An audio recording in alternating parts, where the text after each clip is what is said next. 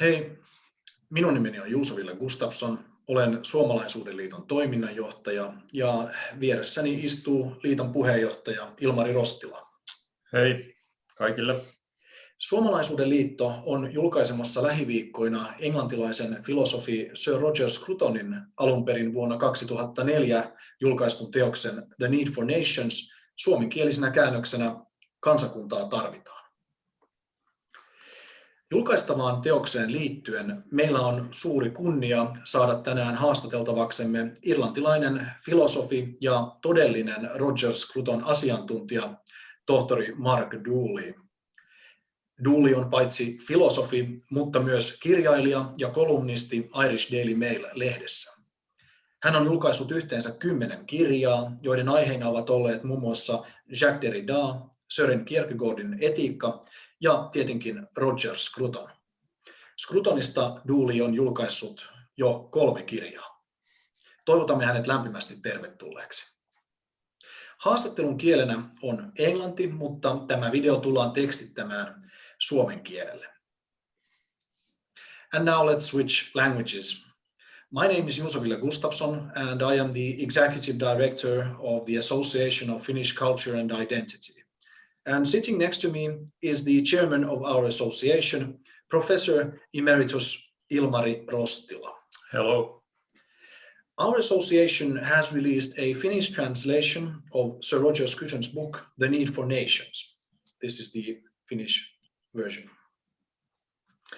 And it is our pleasure to welcome as our guest today to discuss Scruton's book, the Irish philosopher, scholar and author, columnist for the Irish Daily Mail, and a true Roger Scruton expert, Dr. Mark Dooley. Welcome. Thank you very much. Thank you for having me. Yes, well, you have published 10 books so far on a wide range of topics, such as Jacques Derrida, the ethics of Søren Kierkegaard, Catholicism, and then 3 books on Roger Scruton. The first being Roger Scruton, the philosopher on Dover Beach, that was released in 2005. The second was the Roger Scruton Reader that you edited and compiled in 2009. We don't have the book with us. Do you happen to have it nearby? Yes, I do. Yes, there we are. Great, thank you very much. Mm-hmm. And then in 2016, you released together with Scruton himself the book Conversations with Roger Scruton, which I and we actually just finished reading a while ago. And we must say it's a really good read. It's well written, and we really felt like it was like being there with you and listening to your conversation, which was very exciting and kind of gave a good atmosphere of 2 philosophers discussing important matters. Thank you very much. And then I have read your Moral Matters, which I found most interesting. And if you allow, I would say a bit jokingly that I could not resist a temptation to mention that we Finns actually are the nation of connecting people by Nokia. You may remember the slogan of Nokia, and in some ways, perhaps a bit ironically, we are like the people who are connecting people. But as you show in your most excellent book, it's actually very much that we are like disconnecting people by way of these new technologies without understanding of ourselves and without connecting us truly as people. And we are coming back to that very soon. But anyway, given that you have written 3 books on Scruton, I guess my first question to you has to be, how did you first come to know Roger Scruton, and why did you become interested in his thinking?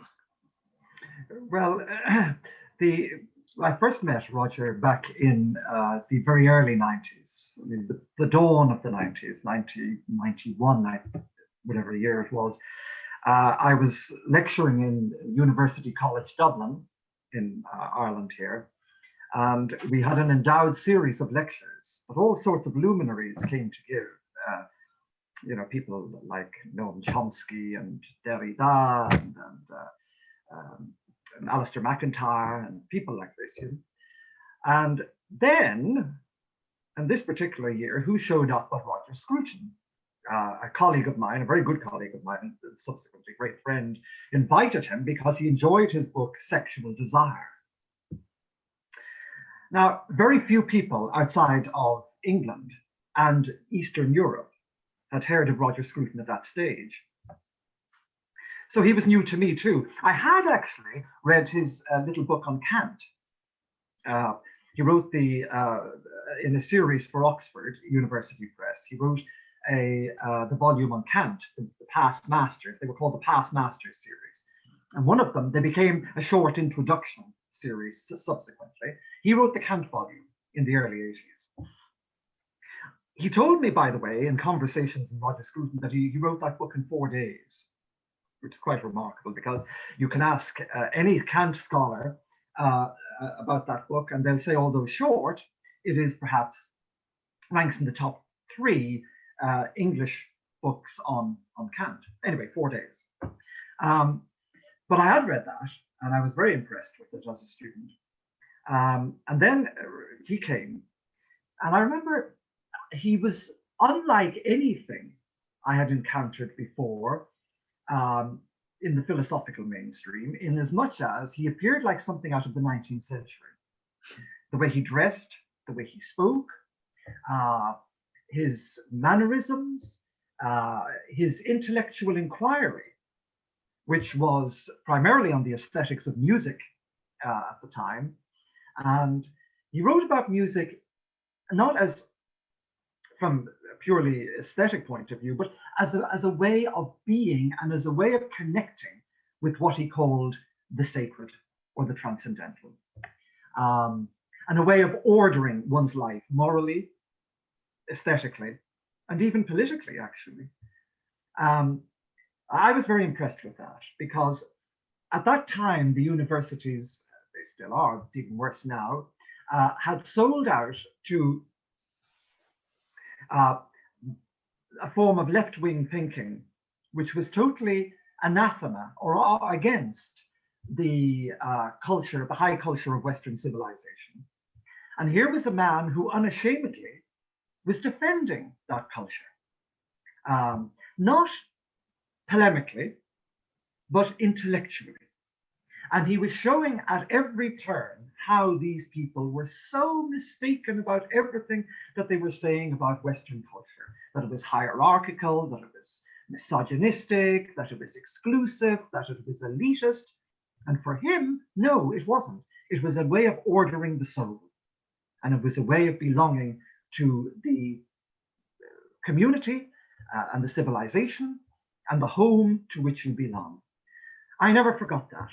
And that was my first introduction to him. And it was something that never left me throughout all my intellectual inquiries in subsequent years, until I actually decided to write the first book on him. There is no other book written on Roger Scruton.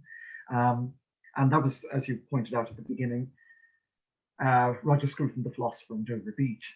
And in the years surrounding that, we became very good friends. And yes, and we remained so until till his death, for his very untimely death in January. Okay. Yes, and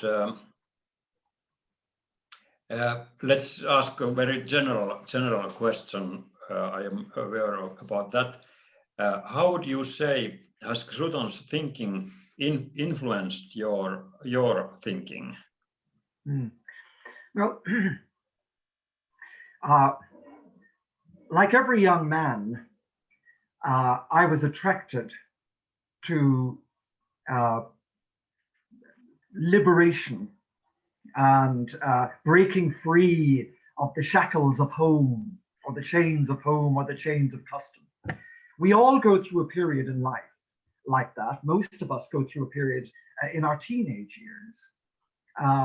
But as Roger said in The Need for Nations, which you've just published, and by the way, he would be delighted to see this volume in Finland. He translated into Finnish because, as you are probably aware, he wrote a wonderful chapter in his quasi-autobiography, Gentle Regrets, called Drinks in Helsinki. I don't know if you know that or not. A wonderful. Yes.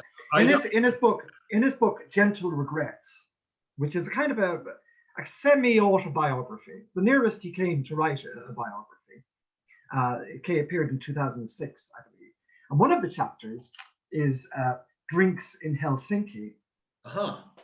And he writes, it's quite a long chapter actually, where he writes of in diary form about a trip to Helsinki in the late 80s, I think, while the Soviet Union was still alive and kicking. And it's certainly worth reading. For every Finnish person should read, in my estimation. I know they won't, but they should. But the thing about it is, he's trying to show how, even though Finland, and here am I, I'm not lecturing people from Finland about their culture and whatnot, you know more about it than I do, but he's writing as someone who comes into Finland, realizes that it's not de jure part of the Soviet Union, and yet it very much is. Do you know? And the final little paragraph in this rather long chapter, beautifully written and very entertaining chapter, is this. He says, "After midnight, I walk home down the esplanade. Crowds of drunken, silent young people, teenagers mostly, and of both sexes, moon helplessly around, leaning against one another like a herd of sheep in a winter landscape. No laughter, no smiles, no talk, just a melancholy drifting in no direction, an absolute willlessness fed on drink and sex and drugs. Perhaps this is what is meant by Finlandization, but if so, I cannot think that we shall escape it." Quite beautiful and quite true, actually. But you know, the thing about it is that we all go through that period of rejection, repudiation. Roger called it the culture of repudiation. The repudiation of what? The repudiation or the rejection of home, of identity, of obligation and commitment to your country, to your culture, to your family, to your heritage, and so on. But there comes a time in everybody's life when they realize that that is just wrong, and that the only way to find happiness this side of the grave is to identify the things that are yours. Hegel was the first person to say this when he said that with no life is complete without art, religion, and philosophy. You can't belong to society or to culture or to home without an education in that, without belonging to that, because this integrates you into the great language of civilization that is yours. The problem, as for Roger, with left-wing thinking and left-wing thinkers, is that they get stuck in that posture of repudiation and they remain teenagers all their lives. So at a certain point in time, I realized that although I was never revolutionary by any stretch of the imagination. I mean, how could anybody who writes a book on Søren Kierkegaard's ethics be called revolutionary? Far from it. But I realized that my gestures towards opening the home, which I had written about quite a lot, or opening the community, were ill-founded and not very helpful for the situation which we found ourselves in, certainly in the post-9/11 world. And I was looking around for someone who would help me articulate that vision. Of course, I had Hegel. He was always there in the background of my books, in the background of my thinking. But I wanted somebody with a contemporary voice. And then the memories of that time when Roger Scruton came to University College Dublin and spoke so movingly on the aesthetics of music and of belonging came to me. And I took him up again, and I read him. I read everything, and so he became part of my intellectual apparatus, and he became part of my mindset. And the great thing about him is that he, as I said to you in response to your previous question, it's not a case with Roger Scruton that you're arguing polemically against people who reject and repudiate. You're arguing intellectually. Now, they don't like that. They don't like that because that requires them to think. That's true. And usually what you get in today's society, and this is something I point out in Moral Matters, is that it's easier to cancel somebody or to unplug somebody than it is to discourse with somebody, yes, for fear that you might lose the argument. Exactly, yeah. Yes. So I think he influenced me in that way, and he showed me that we really cannot survive. Of course, we will survive, but in a very empty sense, outside of home, outside of community, outside of civil society and family. Without those things, we live the kind of desolate life that he spoke of in regard of those teenagers in Helsinki in the 1980s. Yeah, if you allow me to be a bit personal here, I would like to congratulate you that you have become, in that sense that you described, an adult much earlier than I am, because I think I was already retired as a professor, and just a few years ago I found Roger's thinking, and really I have realized that he's the only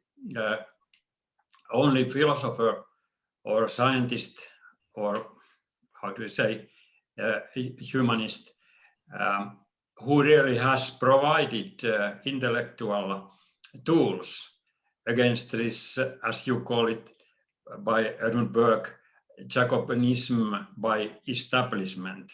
So that I'm a bit sorry about my being adult so very late years, but anyhow. And if I may say one thing, we invited Scruton to Helsinki again, hopefully this time to see other things as well as the drunken teenagers. Yes, actually, yes. The first reason was actually that this year, 2020, here in Finland, it is a celebration of our first and best novel, Seven Brothers by Alexis. Yes. And so, because that book is very much about homecoming, actually, it's I haven't found any, at least, of course, by me, I'm reading very fluently Finnish, but in general, in some way, that book is very kind of wonderful and really amusing story about homecoming. And I'm actually trying to write something about that. But we would have been very pleased if Roger could have come to Finland to say something about that kind of book, and maybe more generally about this homecoming. But then actually I let's move to our organization and this book, Need for Nations, because our association, Suomalaisuuden liitto, the Association for Finnish Culture and Identity, is a traditional Finnish cultural organization that was founded in 1906, which was actually the 100-year birthday celebration for our most prominent philosopher, J.V. Snellman, who was a student of Hegel's and actually very much forgotten, or at least he is not interpreted and presented in our school system and so on in a way that he should deserve. And of course, the most important thing is that actually he was getting the ideas of Hegel for defending then not yet independent nation, but a nation which was coming to be an independent nation. But he's very much forgotten, and therefore, for example, I haven't read Hegel or like that, but I had to come to know Roger Scruton before getting a touch for Hegel properly, and like that.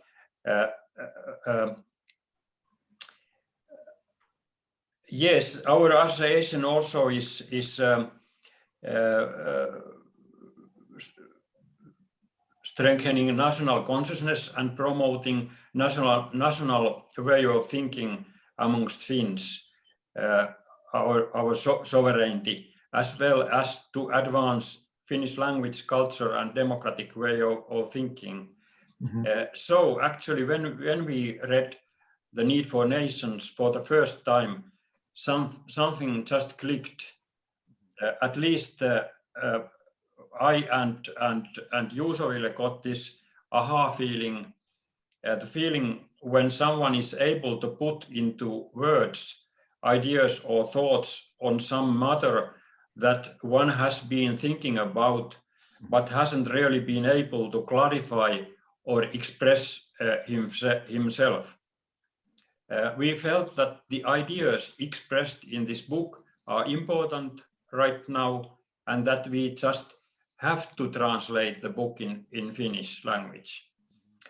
Now, it might be, of course, that there are other thinkers who have defended the sovereignty of nation states, maybe even better than Scruton, but we at least have not found anyone better than Scruton. But what do you think about this book, The Need for Nations? Why do you think that Scruton's The Need for Nations or some particular idea in the book either is or should be important, interesting, or meaningful to us at the present time? Well, the thing is that we've lived now for so long with this idea that somehow we've got to, in this moment of our history, human history, that is, to abandon borders, to abandon national cultures, to abandon everything that makes us we, that makes us us. And somehow the idea, without any great discussion or intellectual inquiry, has been foisted upon the general public that if they don't accept this transnational type of government, that they are somehow defective or deficient or living in the Dark Ages or cavemen or something like this. This was certainly the attempt of the European Union. But of course, all global organizations have this ideal, because if you can do away with nations, well, then you can do away with attachment to laws and to goals and to ideals which are opposed to those of the transnational organizations, such as the United Nations, such as the World Health Organization, such as the European Union. Now, therefore, there is only one way of opposing this, because we cannot, no human being can identify with the whole human race. Mm-hmm. Yeah. Right? I cannot identify with the Chinese people. Why is that? Because I don't know Chinese culture sufficiently. I haven't been brought up in China. I haven't had the experience of the Chinese people in relation to pre-communist era or the post-communist era. I don't know what that is. I can visit China, but I cannot identify with China. And I cannot identify with the Chinese people. Now, I can befriend Chinese people. I could even adopt Chinese children. But that does not make me Chinese. Okay? And it does not make me understand the texture of the nation that is China. Yes. And therefore, I cannot identify with it. And it is not, and I certainly cannot say, why I can certainly criticize the current regime in China on the basis of its human rights abuses and on the basis that I disagree profoundly with communism, and I can give an intellectual reason for that, an intellectual defense of that. But that is not identifying with the ordinary common or garden Chinese person. That's making a political statement. But I cannot say that my experience is equal to that of the Chinese person. Now, likewise, the Chinese person cannot say that they can have a similar experience of the Finnish or the Irish. Yeah. And why is that? Because again, it goes back to a subject that I wrote on quite a lot in the book Moral Matters, and that is roots. Now, roots are obviously tangible, concrete things, trees of roots, vegetables of roots, but so do homes, so do human beings. We have spiritual roots. We have architectural roots. We have roots of culture that go deep into the psyche and deep into the soul. We have legal roots, laws. Our laws, our legal frameworks are great tapestries of our histories, of our social experiments, our trials at doing something, failing, and doing something else in its stead, if we do fail. So you look at a country's laws and you can tell how they evolved culturally, spiritually, materially. Now, what you're asking people when you ask them to give that up for a transnational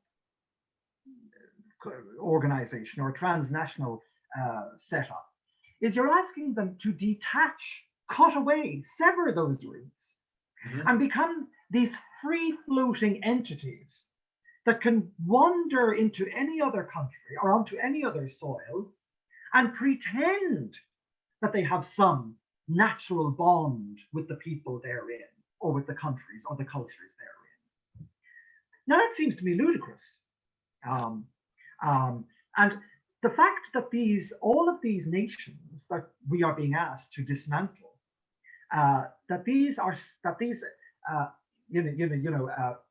evolved through a spontaneous order, that if they emerge from the soil of the earth, as it were, and they grow, and we establish our identity through them, that somehow we could be without them is ludicrous. It's ridiculous. Would you say that would require that we kind of give up the idea of we? But it is, yes, because there is no such thing as a global we. We can say we, the human race, yes, we, the earthlings. We can say that in the environmental sense, but only very loosely. Even then, we have a problem, because nobody can identify with the environment as a whole. I mean, the rainforests really have nothing to do with me. I can talk about them, full of sentiment and empathy and all of that. But no, what matters to me is the environment outside my window. Yes. My little patch of earth. That's what matters to me.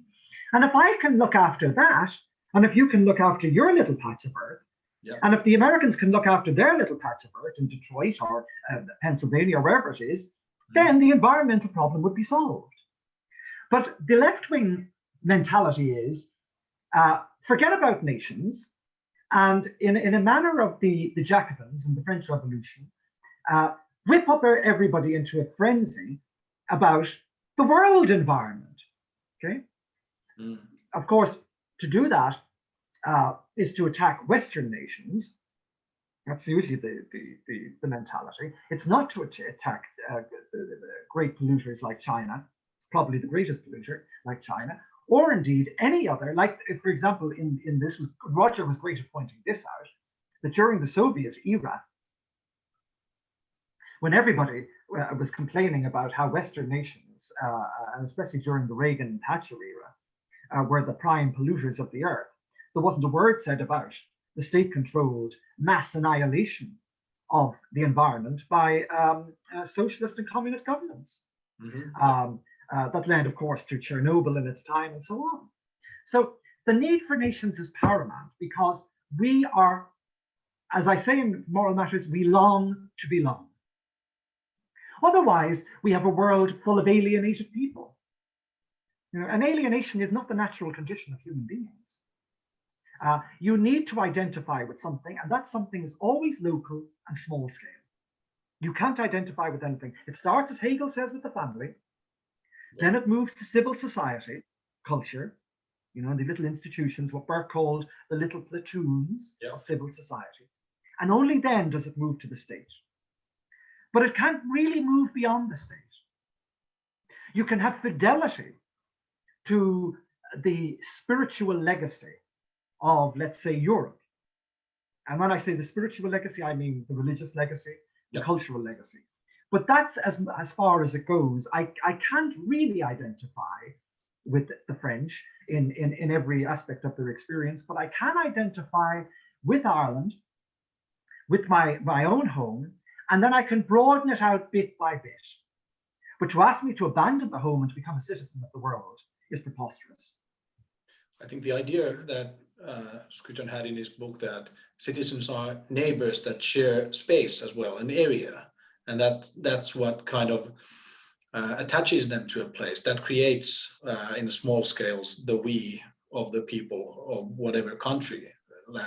And maybe what you were saying, that you can visit China, but you don't, you cannot be Chinese in that sense. Maybe that has something to do with you have not lived there, for instance.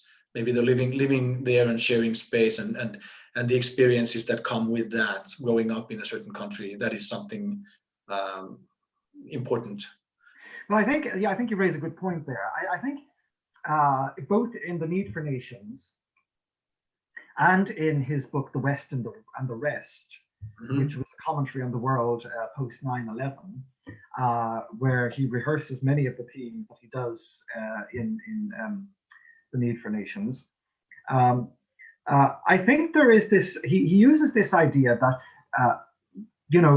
modern nations, or the modern nation state, is founded upon, or is constituted of, a society of strangers, a society of neighbors, whatever way you want to put it. And therefore, we must park or put aside our religious, ethnic identities in favor of territorial loyalty, loyalty to the territory, or loyalty to the politics, political loyalty, or territorial loyalty. Now, that's true, but I think we need to put a coda onto it, insofar as we need to also address why is it then that if you have an immigrant into the country or into the nation, the community of strangers, why is it that if certain things do not happen in the experience of that immigrant, they will remain just that, a stranger. Yeah. Right? Yeah. And that is both unfair to those who currently occupy the home and to the immigrant in the newcomer. What is it that needs to happen? And this is the whole process of integration. Yeah. Integration is not something that you get by doing exams in the language. That's only a way of communicating with your fellow citizens now. It needs to be much deeper than that. And that means, it goes back to what Hegel said, that not unless that a person can become or can absorb into themselves, dialectically absorb into themselves, what Hegel called the objective spirit or the objective consciousness of the nation or the state, as he called it, will they truly fundamentally belong. What is the objective spirit? Well, of course, it is the culture, it is the law, it is the religious sensitivities and sensibilities, it is the philosophical outlook, it is the political ideals. Now, there are people who belong to the home or belong to the nation who don't have that either. And they are the people who also feel alienated, and they are the people who also feel like strangers in their own home. And that's when you get social breakdown. That's when you get that type of experience that Roger was talking about at the end of that chapter on Finlandization. Yes, may I don't know if I can say this so very clearly, but anyhow, I got an idea that maybe we, as Irish people or Finnish people or European nation state inhabitants, maybe because we believe in this being or sharing a place or sharing a homestead, maybe we kind of misinterpret this as that everybody who comes to house here or comes to live here is kind of by suddenly kind of growing into this idea of home, which for us it takes, and as you said, actually, it is not even to us. It is no kind of automatic growing up, but it demands education and dedication and all those things that by which we make this place as our home in each and every nation state. Yes, that's very good. And of course, it has to do with what you said, Professor, at the beginning of the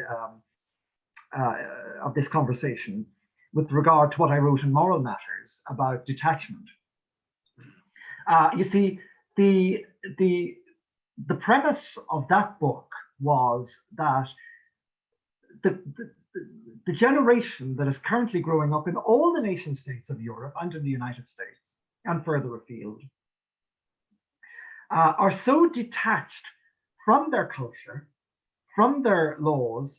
I mean, you see it in America now, them tearing down statues and so forth, from their history, from their religion, from their ancestry, from their inheritance, all of that, from their customs, by virtue of many things, but in large part due to the technological revolution, and them choosing their own identities, their own virtual homes. And when you choose to identify with something like this, what we're doing now, you detach from the land, you detach from the concrete things that make the home what it is, the territory, as Roger called it. You can't have territorial loyalty while you have loyalty to your friends on Instagram only. And so therefore the big question I think that faces this is not only about how we integrate people who want to come and live amongst us, it's how do we integrate the people who are already here, the people whose home this is. And that's the big problem I think we face within the nations of Europe today. Excellent. I have to ask, what kind of a book do you think Need for Nations is for someone who has never read Scruton before? For example, someone part of the Finnish wider audience who is now being who will now be able to read The Need for Nations in Finnish. I think it's a marvelous book, to a marvelous introduction to, and short, concise, introduction to his political philosophy. I mean, I think that his political philosophy is I don't think it's better explained in any other volume than it is there, because of the brevity of the book. So you get short, punchy statements in each chapter, which give you an idea of what you're dealing with. And what you're dealing with, I have to say this, is not a nationalist. Yes. You're dealing with, and that's very important to make this distinction, and it's a distinction that he makes in the book. You're dealing with the patriot. Yes. And a patriot, of course, as he points out in The Need for Nations, is not someone who bases a politics on belligerence, or summoning us all together to bring down the shutters and close everybody out. A patriot is someone who loves, a lover of home. Okay. Yes. And so, if nationalism usually, is kind of coated in blood or has a history of blood, patriotism has a history of love, and it teaches us how to love what is ours. Okay, If I may say, this was one of the reasons why we found it so appealing, because nowadays all kinds of forms of this kind of naturally occurring love for your country and countrymen is automatically labeled as some sort of nationalism, wrongly, I think. Yes. And I think it is, and it's very dangerous, because it's very easy to brand all shades of opinion that defends the nation state as right-wing bigots, nationalist bigots. Yes. Maybe it is that this Jacobins by establishment, they like to have that kind of opponent as nationalists are, and and it's very easy. Kind of. Sorry, go ahead. Yes. Yes, and it's not Scruton kind of patriotism. Yes, exactly. And it's very easy, you see, to dismiss somebody when you label them as that. You say, for example, now, the Jacobism by establishment, or the new Jacobins, as I like to call them also, they like to say, well, look, anybody who defends the nation state is a Nazi or is a fascist, forgetting, of course, that the greatest fascists were, of course, the Soviets, who were the prime example of the new Jacobins, or Jacobinism by establishment. Yeah. So you've got to be able to distinguish between this kind of gentle form of defense of what is yours, Yes. while being open to the other, from this kind of xenophobic, bloodstained, rabble-rousing nationalism, which of course we all reject, I hope, for it serves no good purpose except to alienate and to cause civil strife. But I would say that the problem then is, and it goes back to what I said in the previous, to answer to the previous question, is how do you engage people, the new Jacobins, long enough to convince them of this? That's another great question. I mean, it seems to be really difficult. Actually one of the reasons why this has to be translated into Finnish is exactly that point, to make the distinction and to clarify that, and to argue for love and not hate. Say this in that way. Yes, actually, I cannot resist temptation to mention here Seven Brothers, because I think that is a very good cause about this loving your own homestead and your country. Yes, and I also think, just in pushing the question a little further about the Need for Nations and how it introduces people to Roger, I think it is a good starting point, and to the next great question, which is bound up with his political philosophy, Mhm. and that's his philosophy of culture and aesthetics. Because I think that what defines nations ultimately is not their politics. What defines nations, because the nation, of course, is a product of either monarchy, constitutional monarchy, or democracy. But what defines nations is culture. Okay, what distinguishes nations is culture, and culture is not one of these things that is tangential to the experience of a people. Culture is the fundamental thing. It can be scraped away very easily. I mean, the Soviets managed to scrape it away overnight, which is why Roger Scruton always referred to culture as the appearances. He used to call it the appearances that kind of are spread over it's like the surface spread over the coarse material that science interrogates. That's all underneath. But on the surface, you've got this beautiful tapestry, this beautiful ornament. And it's on the surface that we live as social beings and as cultural beings and as national beings. It's very easy, as I say, to scrape away that surface, and it's very easy to scrape away the appearances. But that is where we dwell. And left-wing thinking and the New Jacobins have made it a virtue of their politics to scrape away the appearances. But of course, as Roger said, always he invoked this phrase of Oscar Wilde, always, it's only a very shallow person who does not live by appearances. Now that we have, since we have this great opportunity to ask an expert like yourself, you have edited and compiled a Scruton Reader that I guess one might describe as a kind of introduction to his ideas. Am I correct? Yes, yes. How would you place the need for nations within Scruton's body of works?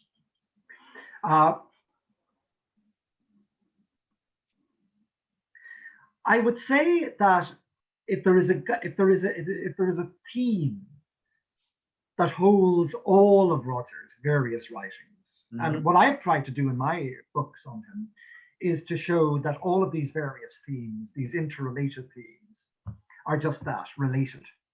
That there's no, I mean, when he writes about sex and architecture and wine and hunting, all these various diverse topics, they're all saying the same thing. They are all making a plea for home and what binds us to the home. So wine does it through the vines. It binds us to place, it binds us to time, it binds us to the spiritual heritage of which we belong. Architecture does it in the concrete sense and so on. Music does it. And so all of these various things are all bound together by this one idea of home. And unless you understand what he means by home, all the rest will not click into place. So I think what you have in the Need for Nations is this extraction or this extrapolation from all of these wonderful, different and divergent works into this little volume, which tells you exactly what home means, exactly why you should love it, and exactly why you should defend it against the New World Order mentality. And then once you have that under your belt and you understand what he means by home and why you should defend it and why you should love it, then it's easy to see where all the rest fits in. It's easy to see then why you cannot love home without understanding culture, or without understanding the sacred, or without understanding each other in the sexual sense, not as mere objects, but as subjects, subjects mingled with the flesh. So when I look at you, I don't merely see flesh, I see the subject in the flesh. I look at the face, and the face reveals to me something that stands on the edge of experience. It's not in the flesh. I can't pick it out. I can't tear the flesh apart and pull out what it is. That's not going to happen. But I can identify it and I can see it. Just like, as he often says, the painting, the example he uses of the painting is the very same experience, according to him. He gets this from Kant, that we have in the human being. When I look at a painting, I see two things. I see one thing, actually, the painting. It's not two things, but I can see it in two different ways. I can see it as the scientist sees it, where I'm studying the pigments and I'm studying, the composition, the material composition of the painting. Or I can look at the painted saint that is staring at me from the painting. Now, everybody who looks at the painting and doesn't see the painted saint is deficient, according to Roger Scruton. They cannot see properly. But you can also look at the painting from a purely materialist perspective and see only the composition, the material composition. Yeah, that's the way the scientist looks at the human being. The scientist looks at the human being and sees only matter, and can give a description of the smile, let's say, as a distortion of the facial muscles, or a contortion, I should say, of the facial muscles. Whereas I look at the smile and I see a revelation of the person. You look at the painting and you see your great-grandmother set in canvas. And you look not at the great-grandmother, you look into her. You look into her heart, you look into her soul. And many a person, I remember a person saying to me one time that she had two paintings on her wall that had come down to her from her forebears. And she spent hours every day just staring into those paintings because they connected her and committed her to her ancestry, to the people that she had known, loved, and lost. And so we look at things, as Scruton and Kant tell us, in two ways. We look at them from the subjective point of view, the way I'm looking at you now, not as a lump of flesh, but as a person embodied, or I look at it from the scientific perspective, as objects. Now, all that is bound up with the need for nations, because when we look at a nation, we don't see an artificial entity. We don't see something that can be wiped away in the morning. We don't see, something that is the political scientist would describe in abstract terms that would put a student to sleep within 5 minutes. We see a person, what Scruton called corporate personality. We see a person. We see it smiling. We see it. You can only love that which you desire, and therefore it has to trigger something in you that will make it desirable. So we think of the institutions, we think of the way they're designed, we think of the love of the law, not the law standing in front of a judge and being judged, of course, but we think of the law and what it has given us, our freedoms, our rights. We think of the great statesman who brought us to where we are now. And in all of it, we see Finland, or in all of it, we see Ireland, or we see a republic, and we love it. And so you can look at it the way of the political scientist, which would make you reject it, or you can look at it the way of the patriot, and you can look at it as a subject. And that's the way, those are the two alternatives that we have of looking at everything, according to Scruton, from nations to people to animals. Well, I just have to ask, thank you for a great answer, because you said that everything is kind of connected, and the themes that seem kind of very different all have similar kinds of messages, if you or the same point in that respect. If we think about doing research on Scruton's thinking, what aspects of his thinking or philosophy do you think should be further studied, or have not been studied enough, or maybe at all? And if, for instance, you were a professor assigning a thesis topic to someone wishing to study Scruton, what might that topic be? Well, it's this kind of thinking, if it's kind of all around. You see, it's so rich. Everything that he did was so rich. I mean, you could have a field day with students, which I did, by the way, because in the last university in which I taught, I did a graduate course on Roger Scruton. And you can imagine the students were quite intrigued. A lot of them were repelled. A lot of them were new Jacobins, and they couldn't make head or tail of what I was saying. A lot of them were offended, and so on. But they all kind of came around eventually when it was described. And that's the great thing about Roger, because if you give it time, you can't but be persuaded, in my opinion. Yeah. However, there are immense topics that one could analyze from a student's perspective at either a PhD level or a master's level. And for one, you could think of the human person. What constitutes the human person? That the idea of the philosophy of personhood is a very rich topic and has been with us for forever. But his particular take on it, framed as it was within the context of sexual desire and the philosophy that surrounds that, is very intriguing, because in an age in which most young people, their only experience of the sexual experience is through pornography, or through vulgarity, or through exposure, or through dehumanizing human beings. Whereas what Roger Scruton was doing well before the current crisis in human sexuality was to describe the experience of sexuality from a purely philosophical point of view, which he said cannot be detached from the experience itself. If you don't have that experience, such as the one I described to you earlier on about how we see the human subject in the sexual encounter, then you're not having that encounter.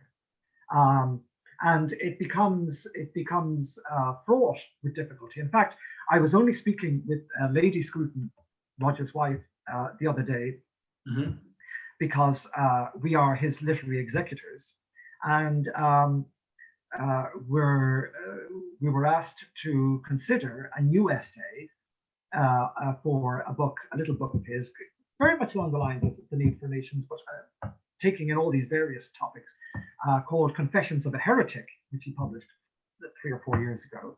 They want to do a new edition of it now, and they wanted a new essay. So I rooted around and I came up with a marvelous essay, which was delivered as a lecture but was never published, called The Abuse of Sex. The Abuse of Sex.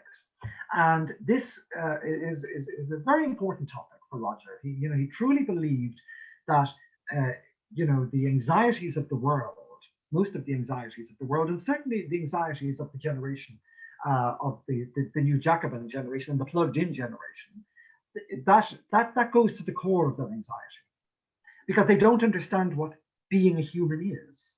Okay. They don't understand what being attached to place, to home, and to the other is.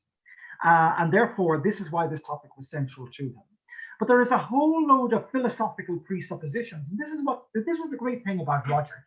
I once asked him, about writing, maybe in conversations with Roger Scruton, I forget, but maybe it was a personal conversation that we had, and the process of his writing. Because if you look at the books, let's say the aesthetic of architecture, the aesthetics of music, green philosophy, his book on the environment, sexual desire, any of the books on culture, you notice that they all start off from pretty elementary considerations, pretty basic considerations. For example, in the book on music, he starts off by analyzing the nature of sound. What is a sound? Okay, now it's a very basic question, because we're dealing extremely basic. Yeah, we're dealing with it all the time. You're dealing with it right now and trying to compute what I'm saying. That's dealing with the nature of sound. Yeah. But to stand back and ask what is the nature of that sound? How do we hear it? And how do we hear it differently, let's say, to animals? For example, the bird singing. That the bird isn't singing, actually. Of course, we know that. Yeah. The bird does not come down and compose a symphony for us every morning. The bird is just merely chirping. But we hear it as song. And therefore, the way human beings hear is very different to the way other creatures hear. So therefore, there's an intentionality that we impose upon sound, which no other being does. And so he starts off from this very basic axiom, what is sound, and then builds up to, music as a composition of sound, which acts as a form of home building and a form of moral education. So you start at first principles, you never assume anything, and you build from that very basic touchstone right up to the edifice. And in The Need for Nations, I think he does likewise. He starts from the very basic core of what is the we, what constitutes the we, Yeah, exactly. Yeah. and what is the need for the we, and then goes on to develop his critique of the transnational mentality and so on. So I would say that you could point to any one of these areas, whether it be aesthetics, whether it be the human person, whether it be architecture, and ask the student, why is it that, let's say in the case of music, that those who make a philosophical defense of contemporary music, pop music, and so on and so forth, how can they arrive at that? And of course, that has political implications too, because the way a person moves, the way a person relates to other people through music is the way they will relate to other people on the street, or the way they will relate to other people in the civic context, or in the sexual context, or whatever. How come that they arrive at a different conclusion to the one that you do when you take the elementary study of sound as the starting point? And that's a very deep question, but it has all sorts of political ramifications at the end, Yeah. So this is why it's really and you two would realize this very well. This is why he is a godsend for university teachers, because you could have 100 students and they could all be doing different theses on his work, and all doing very different theses, Yeah. So that's what's wonderful about it, I think.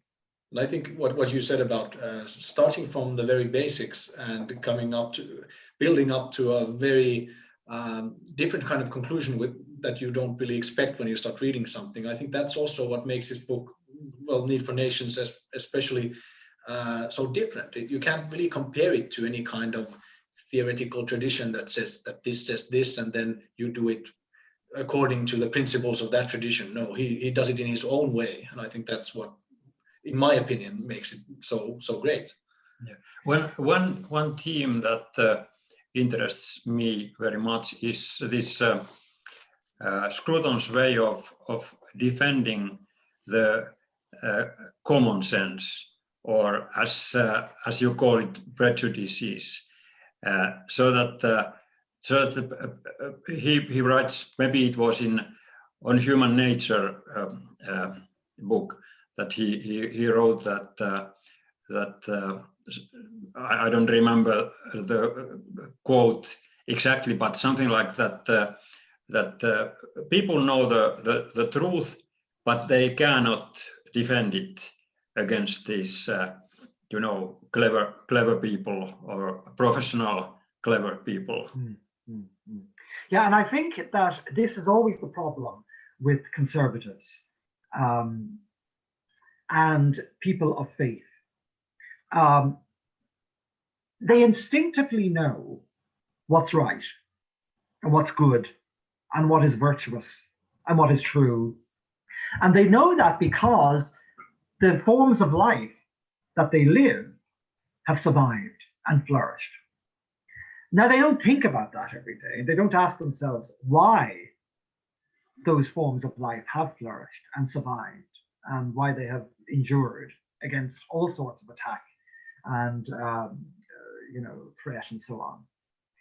And so when they're asked, why can't you forget about your past? Why can't you forget about your culture? Why can't you just turn aside from all of that and see that as artificial and as arbitrary and having no foundations other than the ones you give it? They can't give you an answer, because they live it. They don't think about it; they live it. But I think it's very important. This is one of the great contributions of Roger Scruton, was that he did give them, if they're prepared to read him, he did give them the answers. Yeah. His books do give them the answers, and it gives them, it gives to ordinary people that sense that they can defend their home and their longings and their loves and their values from a place of intellectual authority. Yeah.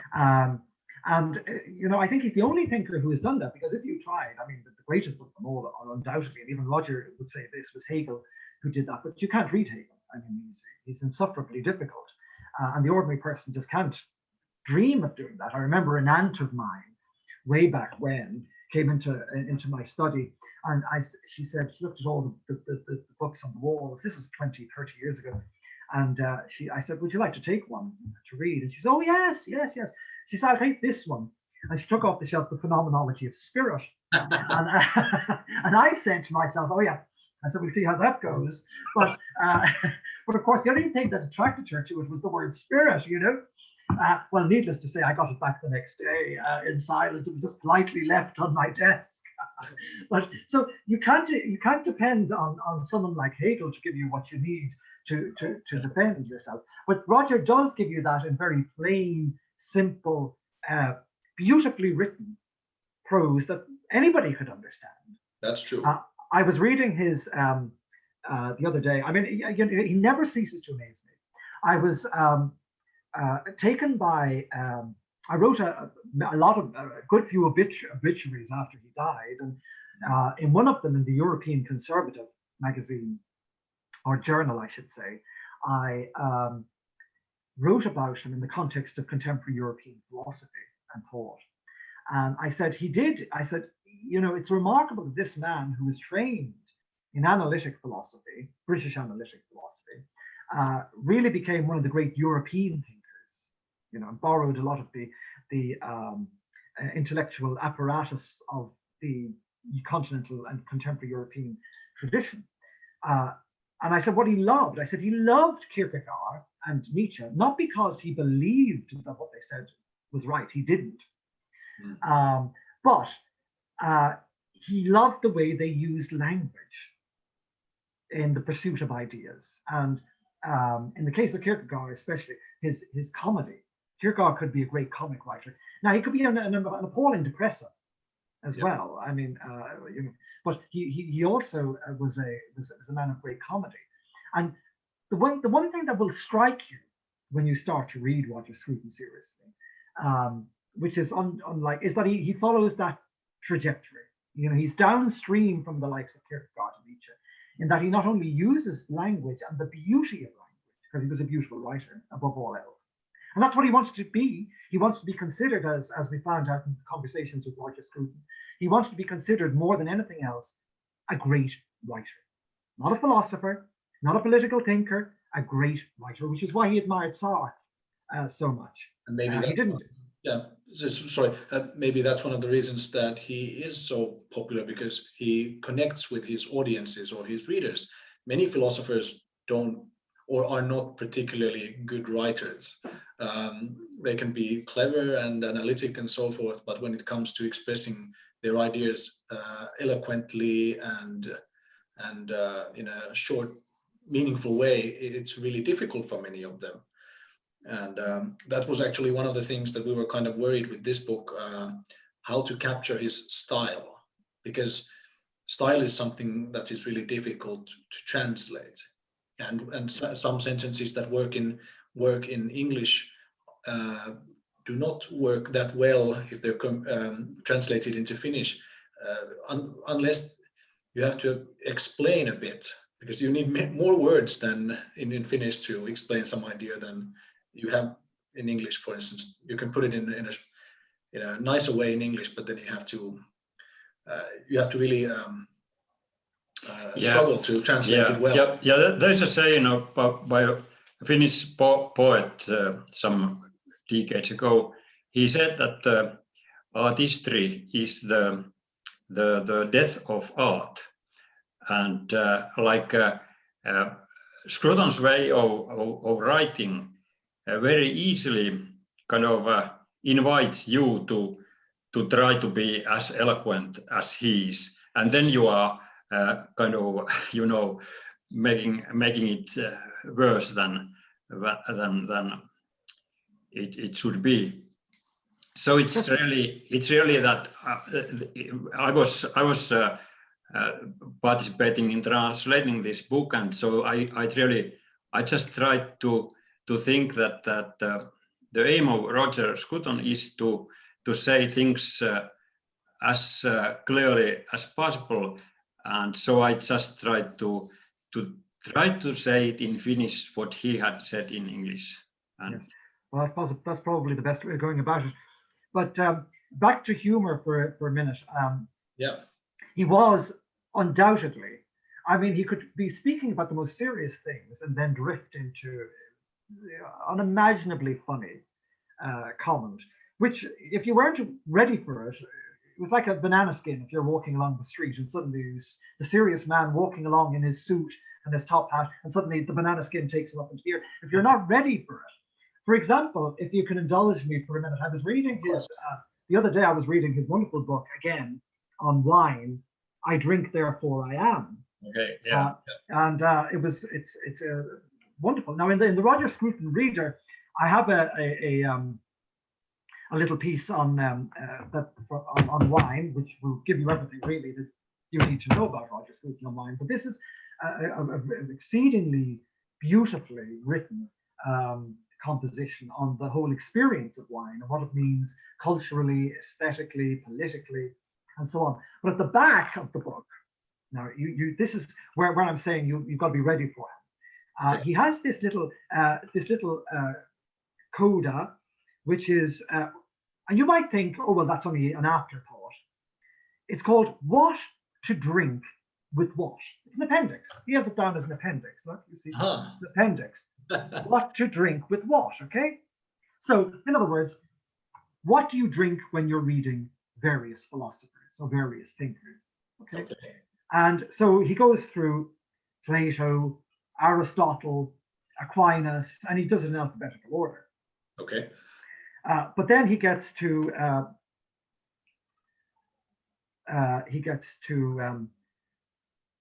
for example, he gets to Edmund Husserl. Okay, the founder of, do you know Edmund Husserl? Yes, yes. Yes, yes. Edmund Husserl was the founder of Phenomenology. Okay, and Phenomenology was a 20th century movement which asked people to return, as Husserl put it, to the things themselves. It was Cartesian, it was from Descartes, and it was also Platonic in a way. In other words, that we need to strip away all of our presuppositions, all of these mental categories that we've built up in order to get back to the pure essence of a thing.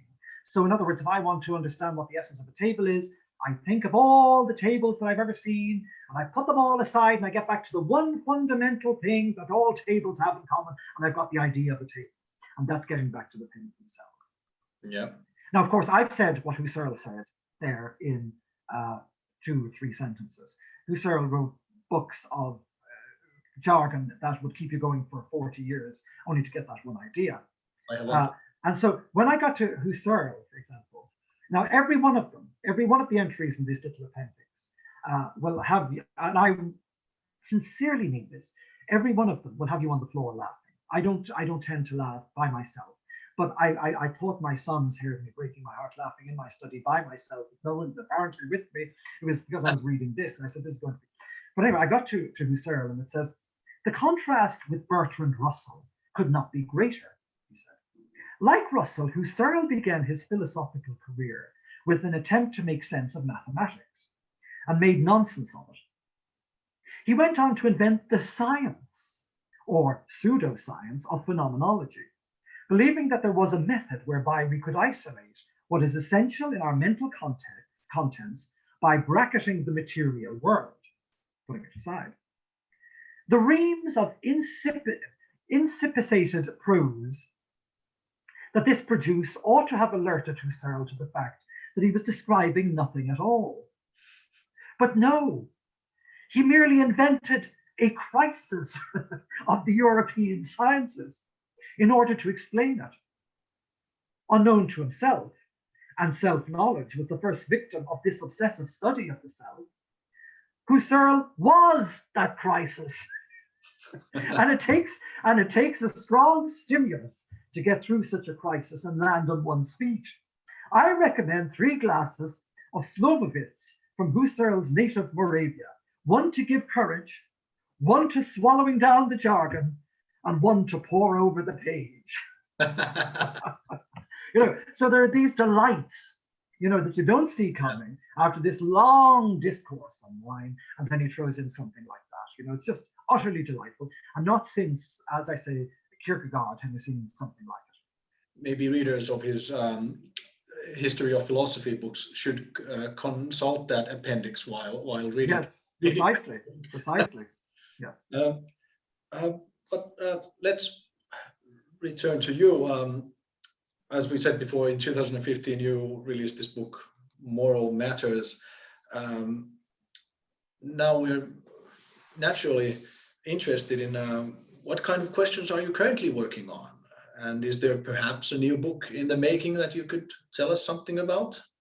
Well, I have been writing some fiction actually, and moving towards a novel, about half of which is written. But of late, in the immediate time, I've been naturally, since Roger's death, I've been asked to write this, that, and the other on him, and I'm finishing off those things. I've just recently written a long piece for a book on the history of monarchy. They asked me to do a piece on Roger Scruton on the monarchy, and the meaning of monarchy. Okay. Which I did. Now, Roger's reflections on monarchy are rather sparse, but what he does say can be tied in, as with everything, as I was saying to you, with his overall project. The second thing I wrote recently was an article on Roger Scruton against the atheists.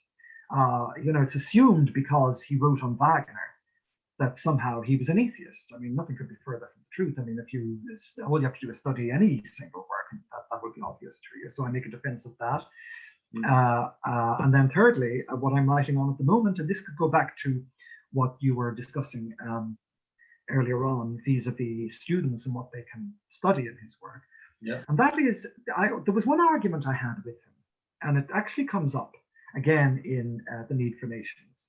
There was one thing that we argued about it quite a lot, was why does this great philosopher of home,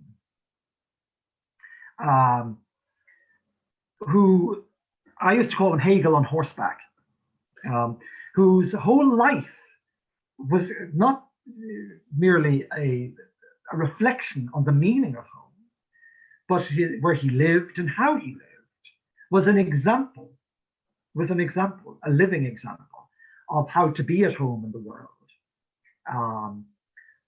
Why would this great philosopher of home, who is so Hegelian in so many ways, take as his idol Kant, the great philosopher of abstract reason, the great philosopher of universalism, the great philosopher of the empty abstract moral law, over and above the concrete attachments, the concrete loyalties of institution to the institutions and so on, and the concrete loyalties to home and self as a way of overcoming alienation that Hegel gave us. And so there is this, at the heart of Scruton you have Kant, and yet it is very un-Scrutonian. You know, Scruton was, if anything, Hegel in modern guise. And yet his theory of the sacred, his theory of the transcendental, which lies at the heart of so many of his writings, is pure Kant. And indeed, in The Need for Nations, he invokes Kant's essay on perpetual peace. Yep, that's true, yeah. And uses it, saying, of course, that those who invoke it from the other side, the New Jackmans, are reading it wrongly. And I think it comes from just his sheer admiration for Kant. I don't think it can be sustained, actually. His whole notion of, in latter philosophical works, which also feed into his political philosophy, in works such as The Soul of the World, and The Face of God, and his Human Nature book that the professor mentioned there, there's this notion of cognitive dualism. He calls it in philosophical terms, cognitive dualism. I spoke about it in terms of seeing human beings and other things in two distinct ways. The human being is one thing, but we can see it as a subject, as a person, or as an object. Yeah. Just like we can see the painting and see the Mona Lisa smiling at us, or see it as the scientist sees it. That's cognitive dualism. So we see it in two different ways, we perceive it in two different ways, but it's still only one thing. Now, that goes to the heart of all of those books, But you see, I think that in order to make a home in the world, and in order to project that onto the world, you have to do what Hegel does and allow that world to smile back at you with a human face, to see the world itself as a person, and not just merely to see a kind of a glimmer, as Scruton tells us, of the transcendental in the world, like Kant saw it. Something that, like the things in themselves, as Kant said, kind of just, you get a kind of a glimmer of them, an intimation of them when you look at the landscape, as if there's something on the other side. But again, it could be merely a mental projection. No, I believe that Hegel tells us, no, it's not.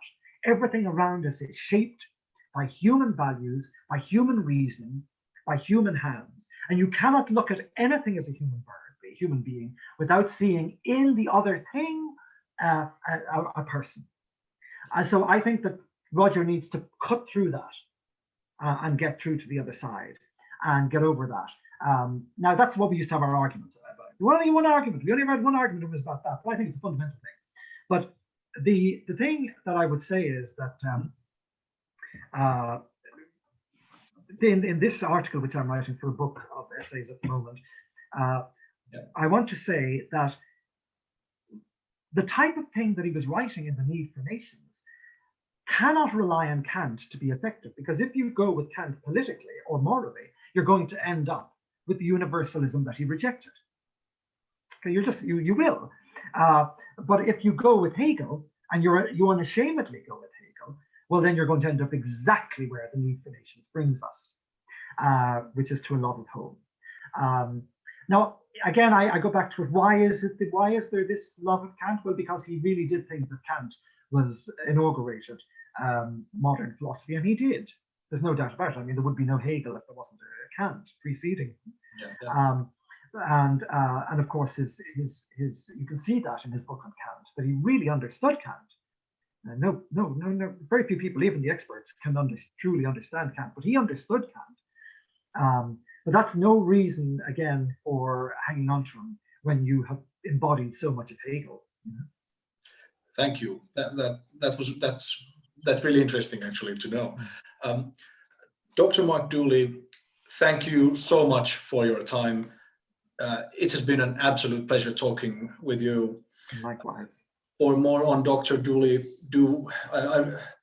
I do recommend visiting his website, www.drmarkdooley.com. I will put the link in the description of the video, along with links to Dr. Dooley's books, which have been mentioned here today. Thank you very much. Thank you, Dr. Mark Dooley. I hope that we can continue our discussion maybe later. Of course we will, and God bless you both. Thank you very much. Bye-bye. Bye-bye. Bye.